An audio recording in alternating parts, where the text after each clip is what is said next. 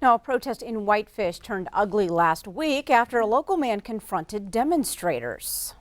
The words of my father that he used to speak to us as children when he would talk about, keeping us safe and all that stuff when we were children, he used to tell us that no matter what the threat, always look them in the eye, so they have to acknowledge that you're human.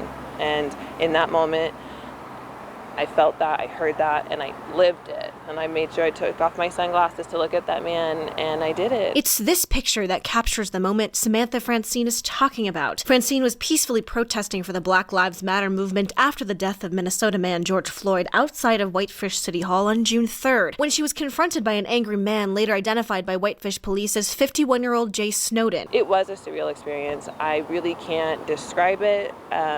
I didn't, like I said, I don't really know if I felt fear. I still haven't processed it enough to give a definite answer. According to police, Snowden was later charged with 1 count of disorderly conduct. While she's experienced many positive things in Whitefish growing up, Francine says she was often met with discrimination. The first time I remember being called the N-word, I was 7 years old. I wasn't invited to all the birthday parties because some parents were uncomfortable with my presence. She says she struggled with her identity in a predominantly Caucasian community. I started to try to make myself less African American. I started to straighten my hair, chemically straighten it regularly. I started, dyeing my hair. I tried to dye my hair blonde one time.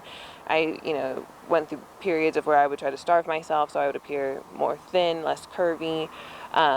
And then, yes, when people would talk about the African American community in a negative way, I either wouldn't speak up or I would agree in some sort of sense so that they would feel comfortable around me. With Floyd's death, she knew she had to be a voice for her community, and she wants change. But there's not a lot of people of color in the community that I'm seeing. So I do want to be a part of the community. I do want to be out so that there is somebody to look up to, an example, something that you can recognize and identify with. She says the best way to start change is start with a conversation. Francine says peaceful protesting will continue to take place in honor of the Black Lives Matter movement from 5 to 7 each night here outside of Whitefish City Hall for the next 2 weeks. In Whitefish, Marin Sue, MTN News. And the Whitefish mayor issued a statement saying the city of Whitefish condemns actions of hatefulness and bigotry and stands by Francine.